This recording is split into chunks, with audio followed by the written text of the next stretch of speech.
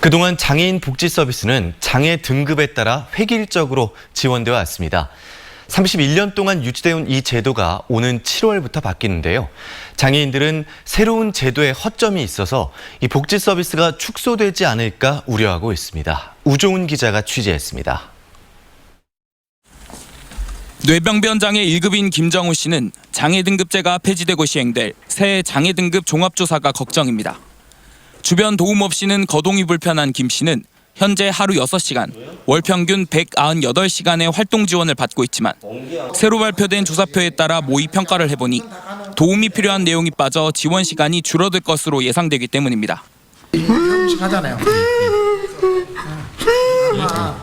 새 장애 등급 종합조사표는 정부가 획일화된 평가를 받고 장애 유형별 특성을 반영하겠다며 낸 것입니다.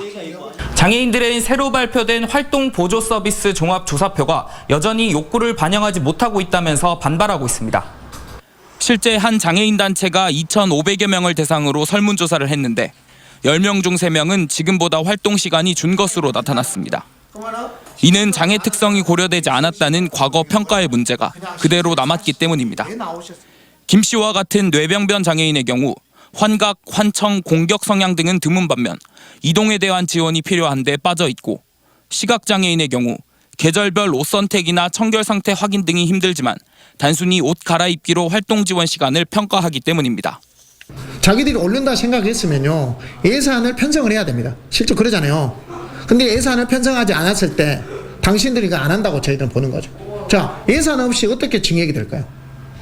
이에 대해 보건복지부는 장애인들의 주장이 오해라고 말했습니다.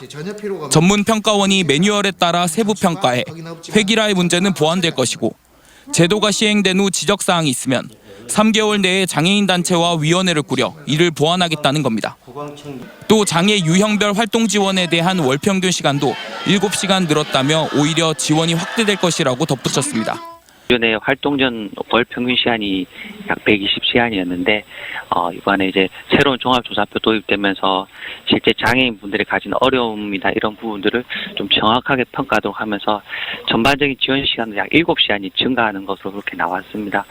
국회 파행으로 장애 등급제 활동 지원 예산 추경안도 통과되지 못하고 있는 상황에서 노숙 동성을 이어가는 장애인 단체는 오는 1일에 대규모 항의 집회를 예고하고 있어 장애 등급제 폐지에 따른 반발은 계속될 것으로 보입니다.